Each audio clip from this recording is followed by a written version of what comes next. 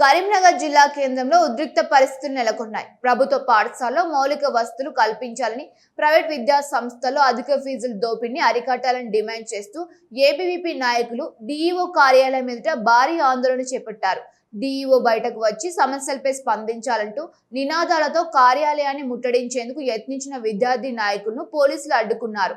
దీంతో ఉధృత వాతావరణం నెలకొనగా పలువురు ఏబీవీపీ నాయకుల్ని అదుపులోకి తీసుకుని కరీంనగర్ పోలీస్ ట్రైనింగ్ సెంటర్ కు తరలించారు.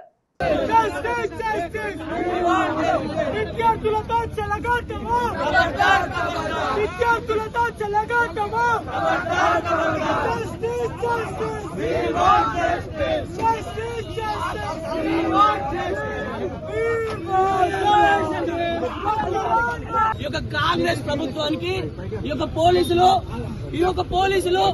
ఏ విధంగా వ్యవహరిస్తున్నారంటే విద్యార్థులను కూడా ఒక రౌడీ లాగా ఇస్తున్నారు.